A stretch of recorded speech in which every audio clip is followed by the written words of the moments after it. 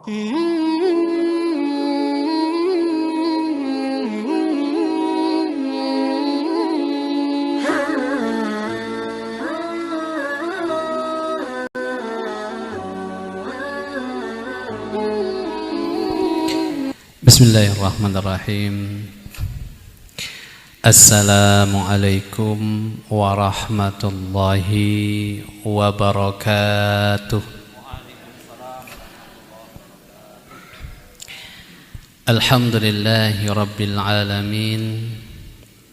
Wassalatu wassalamu ala sayyidil mursalin wa ala alihi wa ashabihi wa man tabi'ahum bi ihsanin ila yaumiddin. Rabbi shrah li sadri wa yassir li amri wahlul 'uqdatam min lisani yafqahu qawli, amma ba'du. Yaqulullahu tabaraka wa ta'ala fi muhkami kitabihi: A'udzu billahi minasy syaithanir rajim. Ya ayyuhalladzina amanu kutiba 'alaikumus shiyam kama kutiba 'alal ladzina min qablikum la'allakum tattaqun.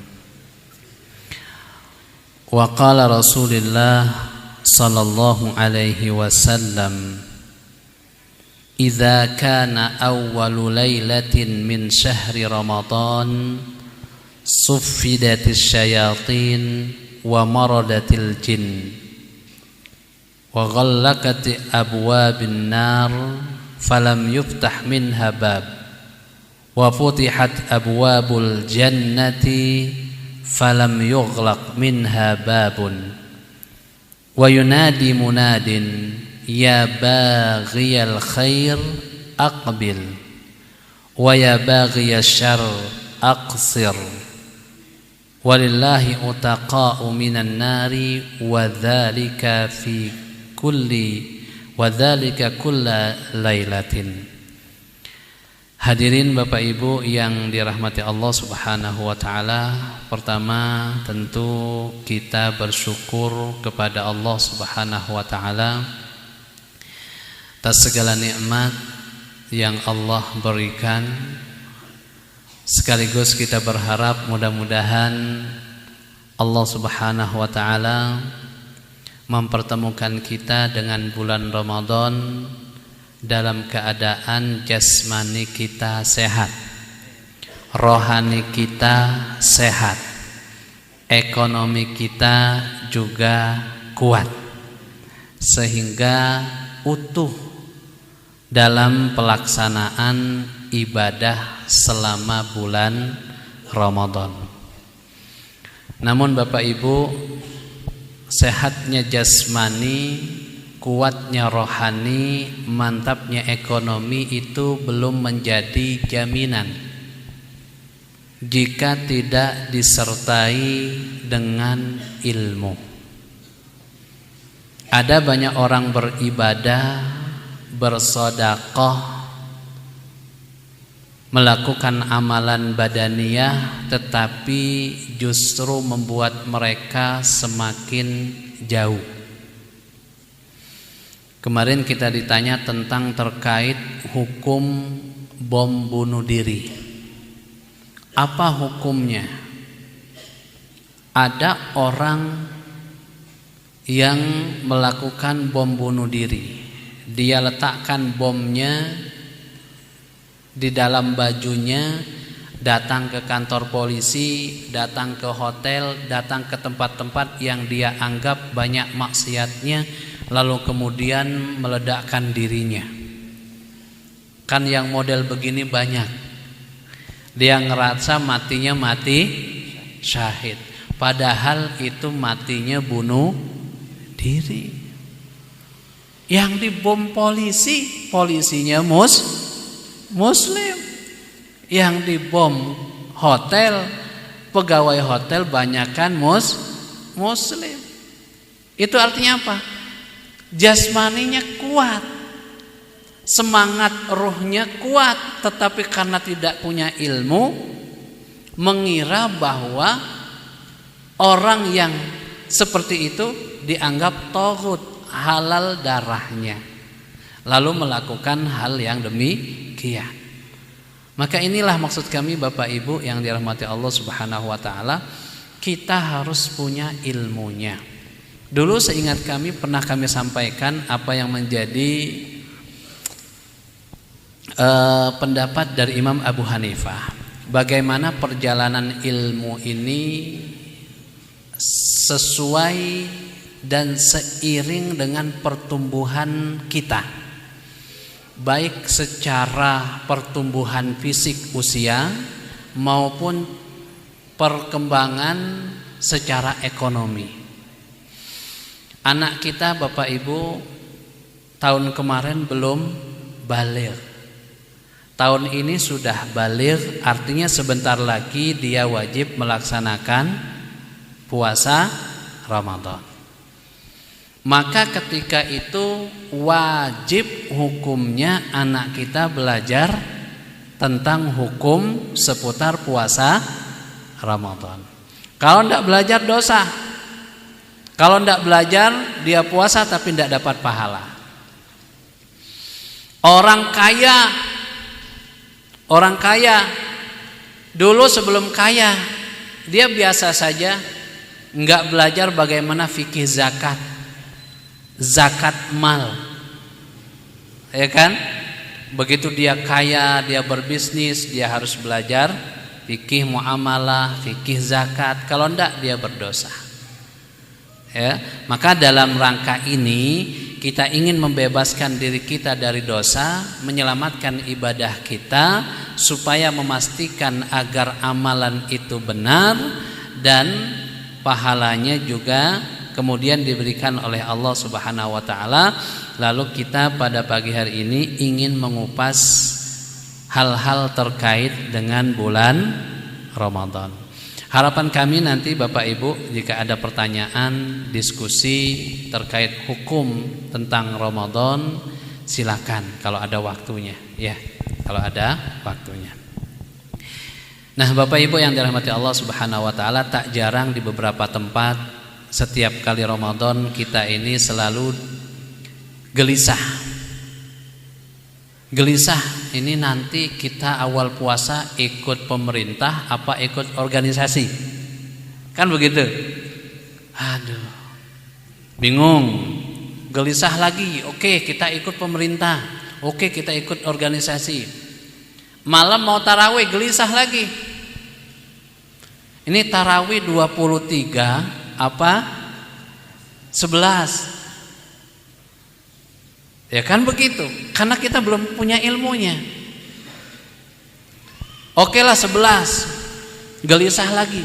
11 itu 4-4-3 atau 2-2-2-3, kan begitu.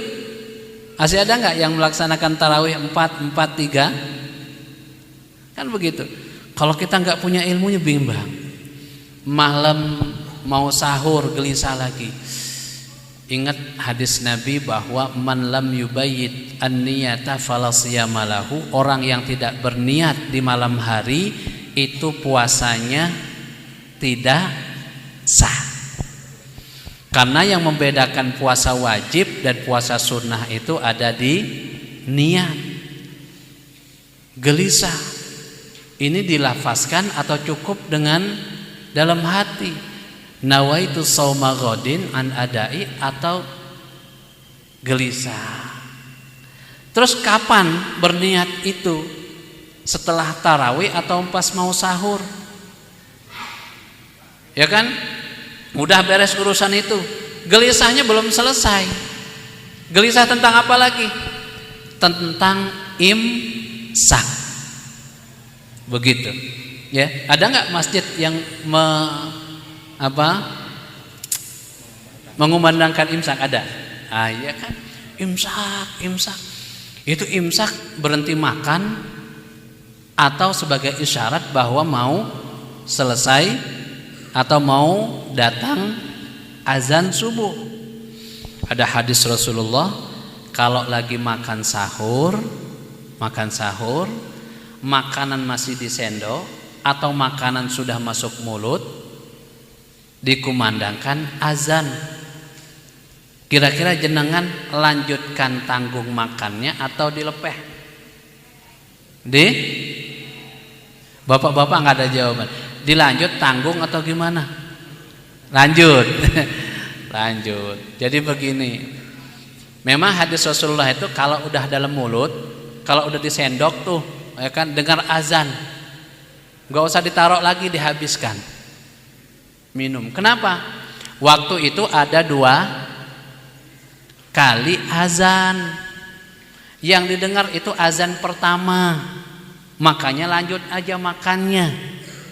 Kalau azan kedua nggak boleh, karena di kita azannya cuma 1 kali. Begitu sudah, walaupun sudah masuk mulut, azan nggak boleh ditelen, langsung kalau ditelen puasanya batal, karena sudah masuk waktu fajar. Kan begitu. Makanya alhamdulillah ada imsak yang teriak imsak. Oh, berarti 10 menit lagi nih azan. Siap-siap. Siap-siap. Alhamdulillah. Nanti pas mau berbuka lagi, gelisah lagi. Ini doa berbuka nih apa nih? Allahumma lakasumtu atau zahabat zama'u.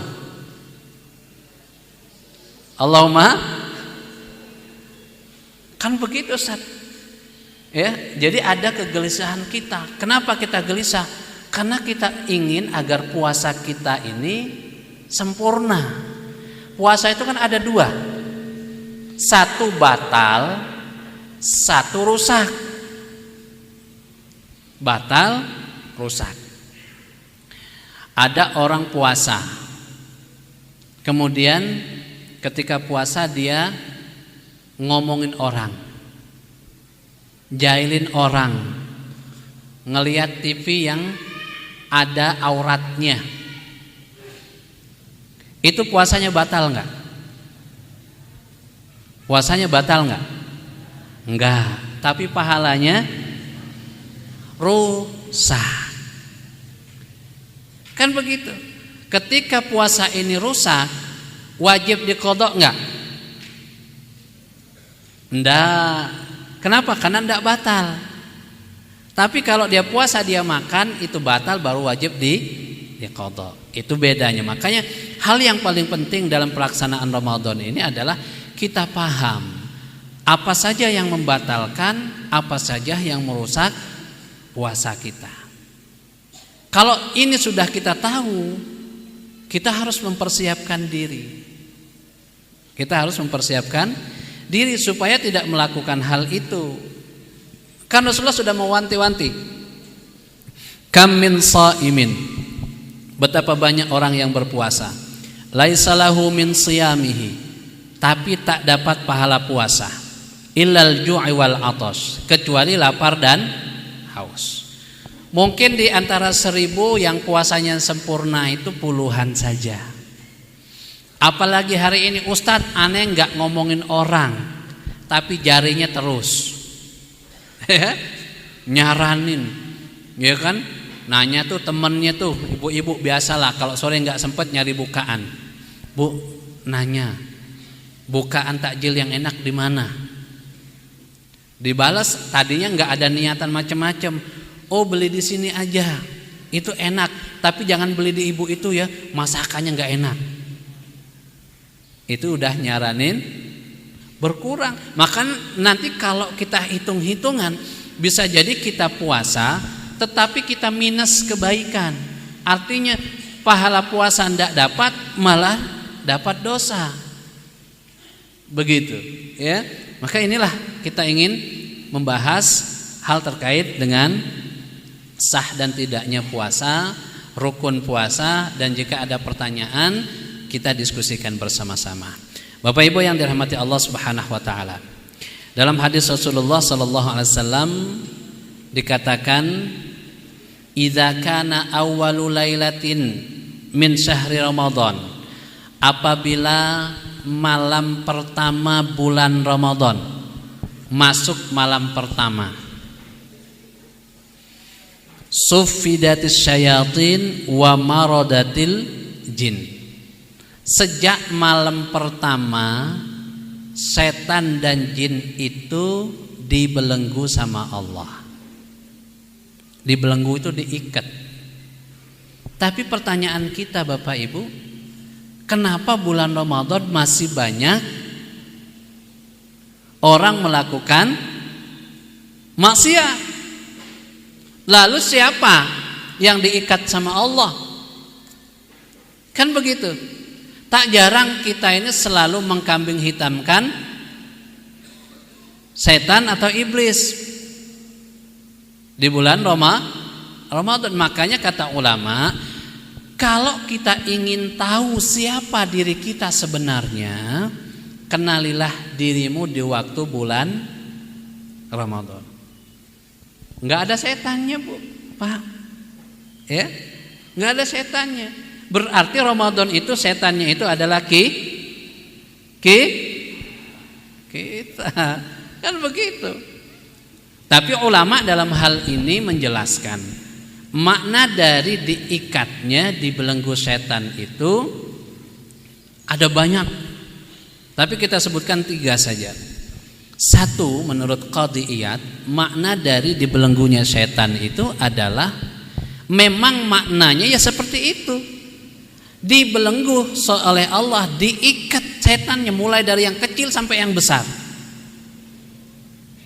Mulai dari yang kecil sampai yang besar. Sehingga enggak ada lagi setan, jin, iblis di waktu bulan Ramadan.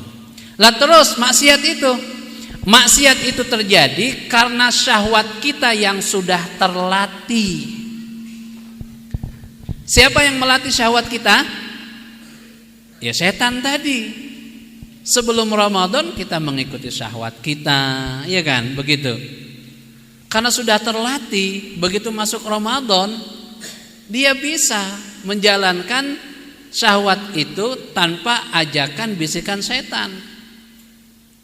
Begitu. Makanya seorang ulama mengatakan, pengibaratan Abu Bakar Al-Warraq Al-Balkhi mengatakan, Syahrul Rajab syahrun lizzar'i. Bulan Rajab itu berarti bulan kemarin. Bulan kita menanam. Bulan kita nanam. Wa Sya'ban syahrus saqiyyi zar'i. Sya'ban bulan kita menyirami tanaman kita. Wa Ramadan syahru hasad. Dan bulan puasa adalah bulan kita memanen. Maknanya apa? Persiapan kita sebelum Ramadan itu harusnya minimal sudah dimulai 2 bulan sebelumnya. Karena untuk membentuk kebiasaan itu minimal 40 hari. Kami selalu menyampaikan di jamaah kajian, Bapak Ibu, baca Quran kita di rumah selain Ramadan itu kita harus punya jadwal rutin. Bukan sesempatnya. Ustadz Ana setiap hari alhamdulillah enggak pernah lewat baca Quran. Tapi waktunya beda-beda.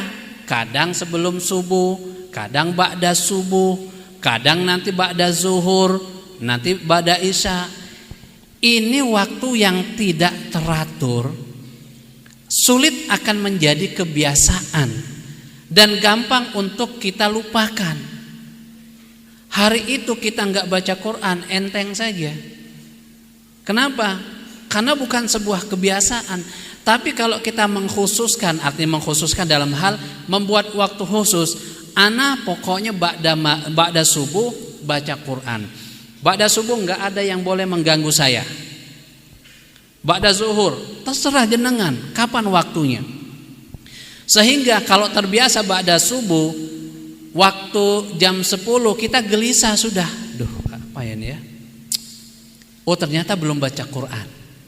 Belum baca Quran.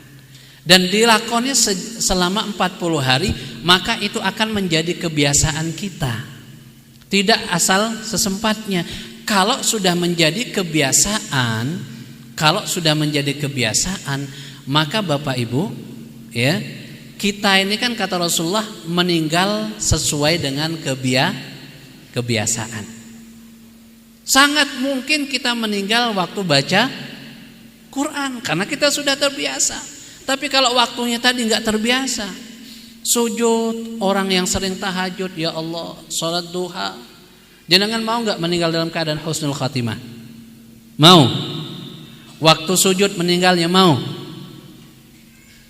Ditawarin nggak? Jawabnya masih masih ragu-ragu.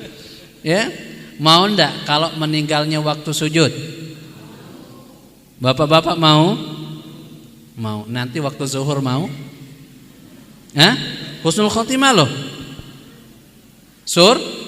Surga mau waktu zuhur nanti?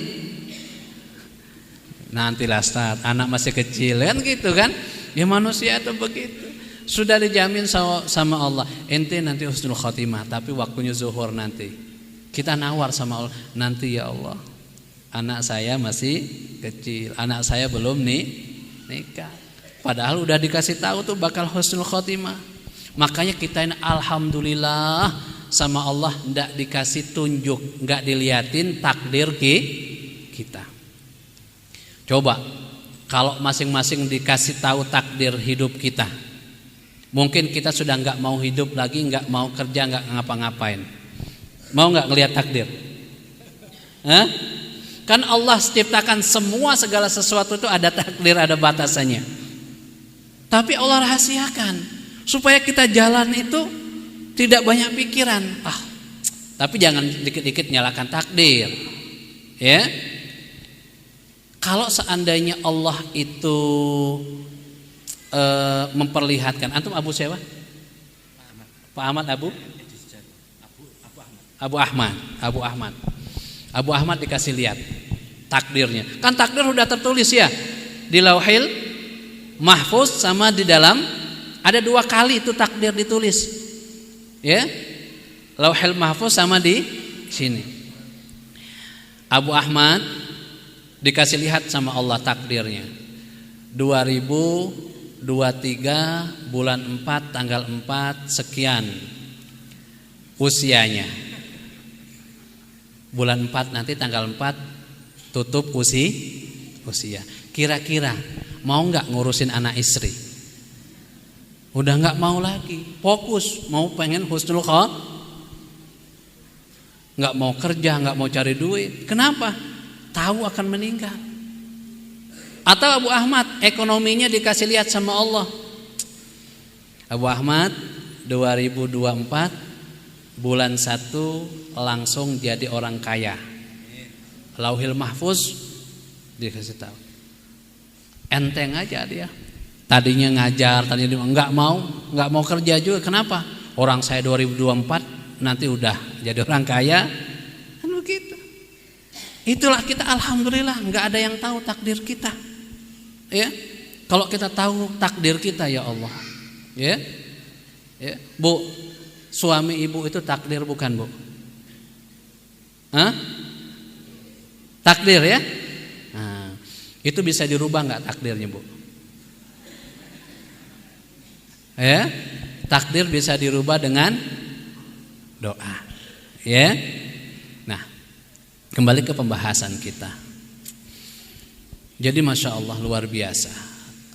Setan dibelenggu, kemudian itulah hawa nafsu kita. Maka kita kenal diri kita itu di bulan Ramadan.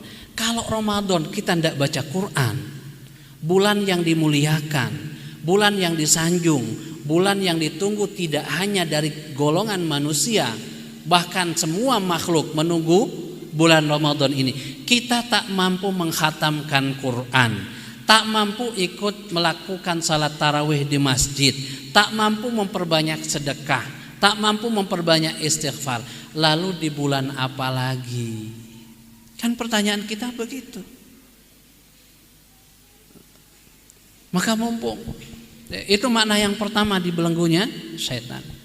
Yang kedua Bapak Ibu, bahwa maknanya dibelenggunya setan itu adalah karena di bulan Ramadan itu gampang, mudah bagi kita melakukan kebaikan. Sehingga jin dan setan itu tidak mampu dia. Ini saya bingung nih, cara apa lagi? Dikasih lihat orang nggak pakai kerudung, orang nggak nutup aurat, dia nundukkan pandangan. Puasa. Disuruh dikompor-komporin biar ngejek temannya, biar dia bales, jawabnya ini shaim. Kan begitu kata Rasulullah, kalau dicaci maki emosi bilang ini saya sedang puasa.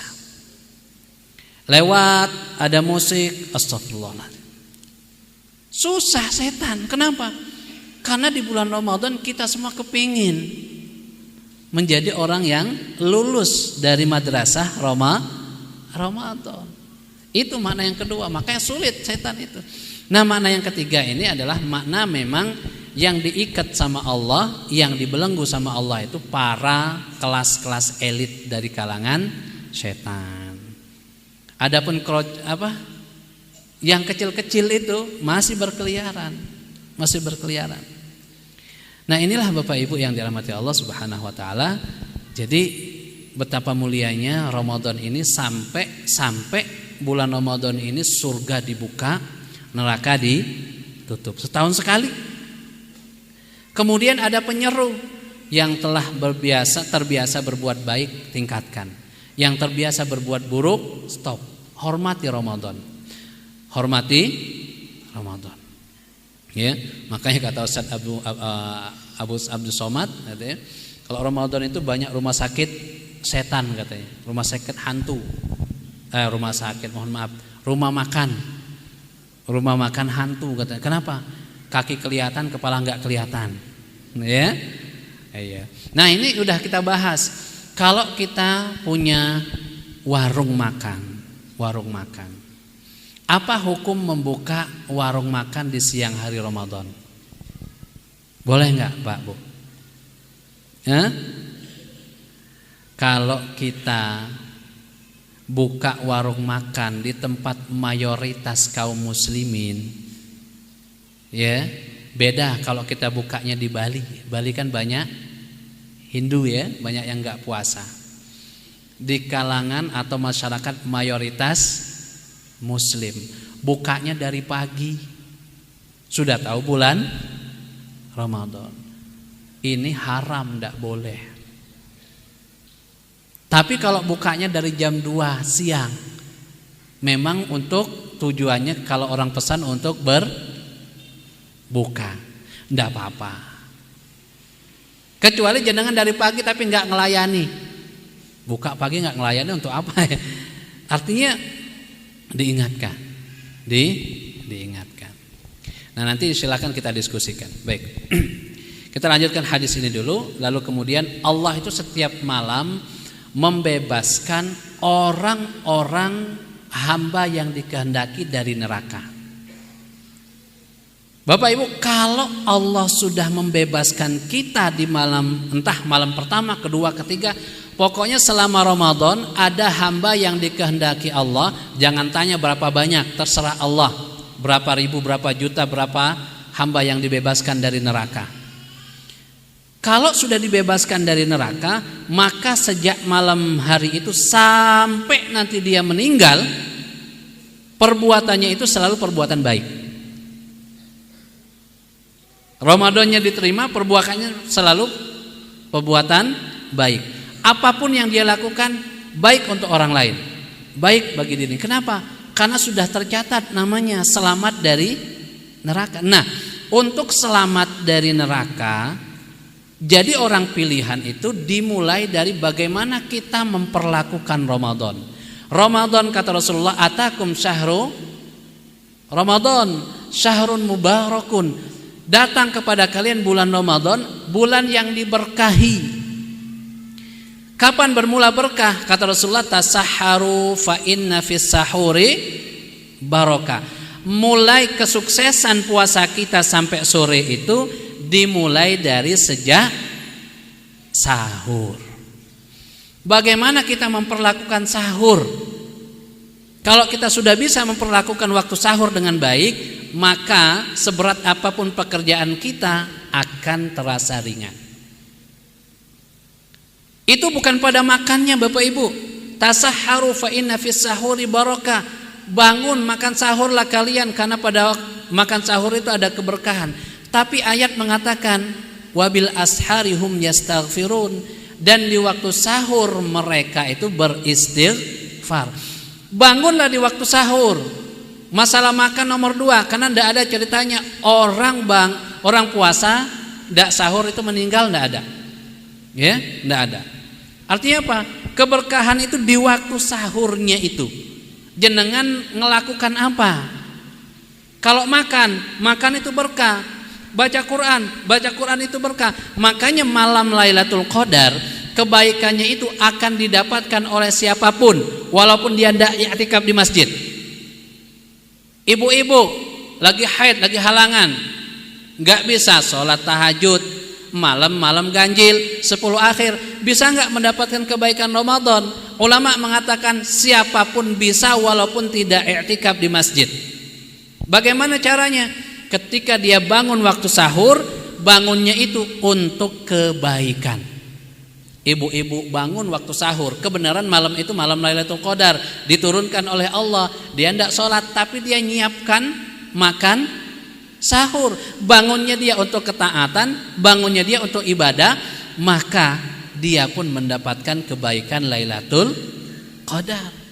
Ustadz, ada orang bangun waktu sahur tapi nonton bola,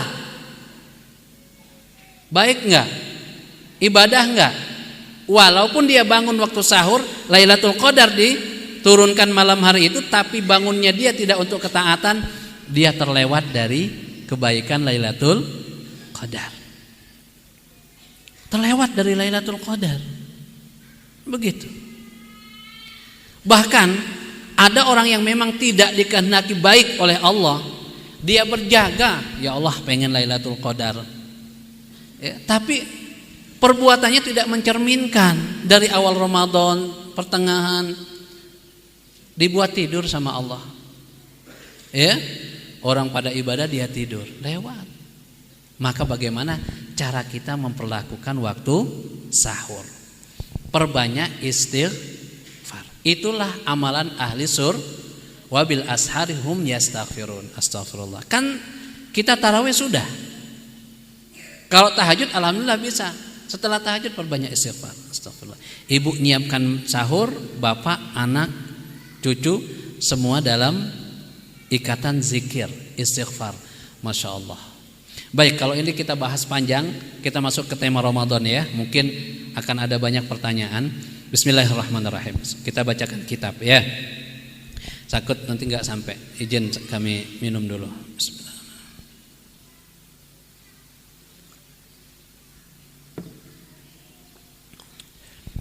Kitabus Shiyam, bab puasa. Wa syaraitu wujubis shiyam, adapun wajibnya melakukan puasa itu ada 3. Salah satu asya. Al-Islam, pertama Islam. Orang Islam, orang non muslim tidak wajib puasa. Jelas ya. Makanya kalau ada orang puasa kemudian dia murtad, batal tidak puasanya? Batal. Dan kata-kata murtad ini jangan hanya dimaknai masuk agama lain saja, enggak. Ada perbuatan yang bisa membuat kita murtad, keluar dari Islam. Menghina Al-Quran, meremehkan hadis, sunnah. Misal salah satu contoh, mohon maaf, sebagian ulama bahkan mengatakan kalau ada orang melihat temannya pakai janggut terus dibilang kayak pernah nggak dengar? Itu kan bercanda. Tapi candaan itu bisa membuat kafir. Kenapa? Istihza bisunnatin Nabi, menghina sunnah Nabi Rasul. Orang yang menghina Quran, menghina sunnah bisa jatuh dalam kekafiran. Makanya hati-hati. Kalau kita tidak mampu melaksanakan sunnah, jangan dicaci. Udah, kita nggak bisa. Orang lain, alhamdulillah. Ya, gitu. Islam. Yang kedua baligh. Baligh, ya. Kalau perempuan haid, laki-laki mimpi basah. Kalau enggak juga usia 15 tahun. Tapi hari ini sepertinya lebih cepat. Ya. Belum 15 tahun sudah balik. Makanya ditanya terus anak-anaknya, ya, jangan didiamkan. Bagaimana puasanya anak kecil? Jika dia berpuasa, para sahabat itu anaknya sudah dilatih puasa sejak kecil. Bahkan ketika mereka nangis minta makan karena kelaparan, sama orang tuanya diajak main, dibikinkan boneka-bonekaan supaya lupa. Jadi budaya itu sudah ada sejak zaman dahulu. Sahabat, jadi diajak main, nggak apa-apa, ya. Tapi bertahap. Mungkin dia separuh hari sampai sore, nanti sampai bisa sampai berbuka. Kalau dia puasa, pahalanya buat siapa? Buat orang tuanya. Anak kecil yang belum balik, kalau dia melakukan kebaikan, apapun kebaikan itu pahalanya untuk orang tua. Kalau dia melakukan keburukan, dosanya untuk siapa? Enggak, untuk orang tua. Orang belum balik enggak dosa kok. Ya kan enggak sholat, dosa enggak? Ya enggak, karena enggak wajib bagi dia. Belum balik. Enaknya begitu. Ya, makanya ketika anak usia dini, anak usia belum balik, pilih sekolah yang betul-betul bisa mengarahkan anak kita untuk terus berbuat baik. Supaya apa? Kita dapat nakalnya dia, kita tidak dapat dosa, baiknya dia kita dapat pahala. Balik, akalnya sehat, tidak gila, tidak pingsan. Ada orang nih puasa dari pagi, jam 10 dia gila. Gilanya nggak lama, cuman 5 menit sadar lagi. Batal nggak puasanya? Batal. Ya, Ustadz, ada orang puasa habis sahur, sholat, habis sholat tidur, bangunnya maghrib. Allah, bangunnya azan berbuka. Sah nggak? Sah nggak puasanya? Tidur kan habis subuh tidur, mungkin kecapean dia gadang kan, jatah jaga malam ya. Bangun-bangun, berarti kan puasa tapi ndak sah nggak puasa orang ndak sholat? Hah? Dia puasa tapi ndak sholat. Kata Rasulullah, as-siyamu junnatun. Puasa itu tameng, senjata. Jangankan sholat, ngomong ndak baik saja ndak boleh ketika kita puasa. Lah ini ninggalkan sholat, ngomong ndak baik, ndak dapat pahala. Nih puasa, ngomong jorok, ndak baik.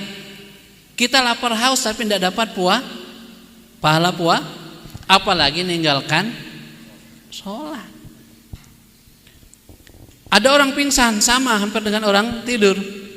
Pingsan jam 12 dia kebangun, begitu azan lagi dia pingsan lagi sampai berbuka. Sah nggak puasanya? Kalau dia pingsan sempat sadar, sah. Tapi kalau nggak sadar-sadar, batal. Ya. Kemudian yang ketiga, wal qudratu 'ala siyam, mampu melaksanakan puasa. Mbah-mbah yang udah sepuh ndak sanggup puasa jangan dipaksakan. Boleh tidak puasa. Kalau tidak puasa bayar fidyah. Ibu-ibu masih ada yang punya hutang puasa? Tidak ada lagi ya? Alhamdulillah. Yang boleh tidak puasa itu siapa saja? 1, orang sakit. 2, mbah-mbah tadi orang sepuh. 3, siapa lagi? Ibu yang hamil, ibu yang iya. Pernah nggak jenengan kebayang istri seorang ustadz 15 tahun tidak pernah puasa Ramadan? Kebayang nggak? Gimana kasusnya? Makanya jenengan kalau menikah itu dijadwalkan punya anaknya. Ya? Iya. Kan hamil, melahirkan boleh enggak puasa? Hamil enggak kuat, enggak puasa. 1 tahun berarti kan? Lahiran Dia ngasih ASI kan 2 tahun kan? Berarti sudah 3. Belum genap hamil lagi. Enggak puasa lagi 4 tahun. Ya kan? Nyusui lagi 2 tahun. Ada, Pak. Ada. Iya. Ya. Ya Allah. Makanya itu penting belajar. Ya kan begitu. Lah terus kalau udah begitu gimana dia mengqadha atau membayar fidyah? Kan begitu. Makanya diatur antara dia tidak puasa karena dirinya yang memang lemah atau karena si janinnya. Sebenarnya dia kuat, cuman khawatir nanti kalau puasa ASInya nggak ada, gimana bayinya. Beda dengan kalau dia puasa memang dia nggak puasa memang dia nggak kuat. Sudah dia coba tapi lemes, muntah, dia berbuka akhirnya. Itu beda lagi, ya beda lagi permasalahannya. Nanti kita bahas dalam diskusi nanti insya Allah ya. Jadi kalau terdapat pada diri kita Islam, baligh, akalnya sehat, mampu melaksanakan puasa, maka wajib kita melakukan puasa. Ya. Rukunnya sekarang, rukun puasa. 1 an-niyatu, niat. Ya. 1 niat. Niat ini kapan? Kata Rasulullah, qablal fajri likulli yaumin man lam yubayyitis siyama qablal fajri fala siyama lahu. Barang siapa yang tidak berniat di malam hari maka puasanya tidak dianggap. Nawaitu sauma, enggak pada hafal nih niatnya nih. Nawaitu sauma ghadin an adai fardi syahri ramadana hadhihi sanati lillahi niat. Ya, Ustadz apa emang harus dilafazkan begitu atau cukup dalam hati? Dalam hal ini ulama berbeda pendapat. Kalau menurut mazhab Imam Syafi'i, niat itu menjadi hal yang mutlak. Dan niat itu dibarengkan ketika aktivitas akan dimulai. Berarti ketika mau makan. Ya. Tapi menurut Imam Abu Hanifah, apa yang kita lakukan pada malam hari itu, ibu-ibu misalkan bangun mau nyiapkan sahur, maka pergerakan ibu-ibu ini, aktivitas ibu ini sudah termasuk dalam kategori niat. Bapak-bapak juga bangun, bangun sahur. Bangun, cuci muka, terus ke meja. Ini udah dikategorikan niat. Coba kalau nggak ada mazhab, bingung kita, nggak sah semua puasa kita. Siapa yang setiap mau makan itu niat, apalagi nggak terbiasa menggunakan niat. Kami dulu selalu diajari waktu di TPA, niat sholat subuh, Allahu Akbar, usolli fardha subhi rak'ataini mustaqbilal qiblati adaan ma'muman lillahi ta'ala, Allahu Akbar. Makanya dari sunnah mazhab Imam Syafi'i adalah boleh melafazkan niat biar mantep. Ya, bukan berarti tidak sah yang tidak berniat. Itu fungsinya ketika kita mengajarkan anak-anak kita, enak. Ya, enak. Niat, ya, niat. Kemudian wal imsaku 'anil akli wasyurbi wal jima', menahan diri dari makan dan minum serta hubungan suami istri di malam di siang hari. Kalau malam hari boleh. Ibu-ibu jangan menggunakan hadis dari Rasulullah untuk menolak ajakan suami. Ya, tidak boleh kata Pak Ustadz melakukan hubungan suami istri selama Ramadan.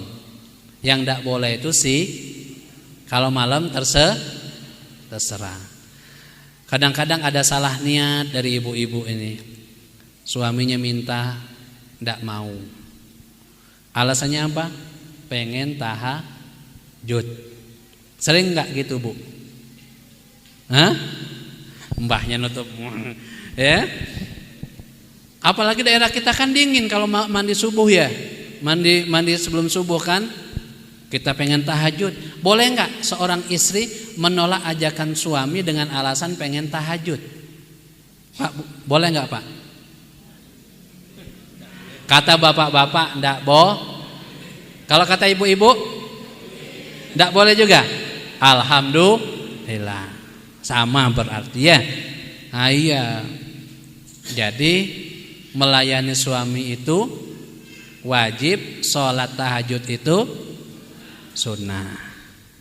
Harus ada ilmunya, ya. Nah, ndak makan, ndak minum. Makan minum itu artinya memasukkan sesuatu ke dalam perut. Makanya di antara yang membatalkan puasa jika ada sesuatu yang masuk ke 5 lubang yang kita miliki.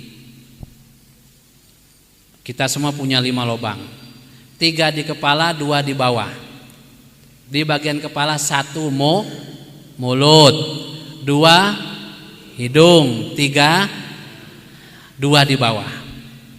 Kalau ada sesuatu yang dimasukkan, puasanya batal. Kalau mulut masuk tapi dengan catatan ditelan. Kalau enggak ditelan enggak batal. Ya Allah, panasnya, iseng ngelihat es krim masukin mulut. Batal enggak? Yunda. Yang penting enggak ditel. Yang batal itu kalau ditel es batu, Pak. Kan jenengan kumur-kumur kalau mau sholat wudu ya. Kalau kumur-kumur itu airnya dibuang, itu semua keluar enggak atau masih ada yang nempel? Jenengan telan enggak itu? Kumur-kumur. Saya yakin masih ada yang sisa. Ya kan? Habis gitu kan kita nelen ludah. Batal enggak? Nah, itu kalau yang susah-susah begitu dimaafkan. Ya kan susah, enggak bisa dihindari. Enggak batal yang itu, ya. Nah, es teh nih kumur-kumur. Pakai. Sama kayak ibu-ibu, kan masa ibu-ibu. Kalau ditelan kalau cuma di ujung lidah boleh. Diludahkan lagi boleh. Yang enggak boleh itu kalau telan. Nelen liur kita batal enggak? Batal apa enggak? Syaratnya ada 2. Ya. 1, yang ditelan itu air liur sendiri. Batal. Kalau air liur orang lain. Yang kedua, masih di dalam mulut. Siapa tahu ada ibu-ibu iseng pengen ludah masukin di gelas. Habis itu agak penuh, kan liur sendiri. Kalau udah keluar batal. Ya, hidung, karena ini juga ada salurannya ke sini masuk. Maka masukkan sesuatu batal. Kecuali kemarin musim corona apa kita dicucuk-cucuk terus itu? Swab. Nah, kalau swab ulama berbeda pendapat. Ya, karena itu dikeluarkan darurat, ya. Sebab kalau MUI mengatakan tidak batal, kalau Bahsul Masail di ulama NU ada 2 pendapat. Ada yang mengatakan batal, ada yang mengatakan tidak. Gitu ya. Nah, kemudian telinga. Telinga ini dulu kitab-kitab klasik Imam Syafi'i dan imam-imam yang lain mengatakan batal. Kenapa? Dulu dikatakan ini ada sangkut, ada salurannya sampai ke sini juga. Makanya kalau kita masukkan sebatas kuping, jari ini ke sini, ini batasan luar, nggak apa-apa. Tapi kalau kita masukkan cotton bud, lupa, ya, beda antara lupa sama nggak sengaja, ya, maka batal puasa kita, ya. Tapi hari ini dibuktikan dengan dunia kedokteran, ternyata telinga nggak ada salurannya ke sini. Maka ketika tidak ada saluran dia tidak membatalkan. Kan gitu. Mata Anda ada saluran. Obat tetes mata batal enggak? Enggak. Kalau orang asma batal enggak? Kalau obat asma enggak batal. Tapi kalau ngerokok batal. Batal karena dia ngisep, minum asap. Makanya kita selalu berpesan supaya enggak menzolimi keluarganya, enggak menzolimi orang lain. Mohon maaf ya bagi yang merokok. Kalau merokok silahkan, tapi asapnya tolong ditelan, jangan dikeluarin. Iya, silakan. Baik mudah ini, jangan, pokoknya udah telan aja, nggak usah dikeluarin. Karena kata dokter yang pasif yang berada di samping itu lebih berbahaya. Nih ada si A merokok, si B puasa, ya kan? Keisap sama asapnya rokok si A ini, batal nggak puasanya si B? Nggak batal, ya. Sama kayak jenengan ngisap aroma masakan, nggak batal. Nah ada orang ngakalin, Ustadz, ana ini kalau puasa ndak makan ndak minum kuat, tapi ya rokok itu ya ampun dah susah. Kayaknya kalau pakai logika yang Ustadz sampaikan itu berarti kalau nggak diminum, nggak diisep langsung itu nggak batal. Gimana kalau saya puasa Ustadz, rokoknya saya bakar, saya taruh di sini, saya isep-isep begini. Memang nggak batal, cuma masa orang puasa ngakalin itu, ya. Nah sama masalah jima nih, masalah jima kan sebelum Ramadan ini kan musim nikahan, betul? Banyak yang nikah. Karena baru nikah itu biasanya penasaran ya Pak ya. Hah? Ramadan tiba. Siang hari nggak boleh, malam hari rumah mertuanya rame. Oh, di antara yang boleh tidak berpuasa itu kalau habis. Baik ya. Di antara yang boleh tidak puasa itu adalah musafir. Sepakat sama istrinya yang baru nikah, Dek, kita safar saja ke Semarang bawa mobil. Kan nggak puasa, nginep di hotel. Boleh nggak? Hah? Itu juga ngakalin. Jangan diakalin. Pokoknya syariat nggak boleh diakal-akal. Baik Bapak Ibu, karena masalah puasa ini panjang ya, mohon maaf ya, waktu kita sudah lewat jam 7, sudah diingatkan. Sebagian Bapak Ibu mungkin juga punya aktivitas yang harus dilakukan di hari Ahad ini, dan kami selaku yang menyampaikan ini mohon maaf jika ada kata yang kurang berkenan. Dari saya cukupkan dan kami kembalikan kepada pembawa acara. Jazakumullahu khairan katsiran. Wassalamualaikum warahmatullahi wabarakatuh.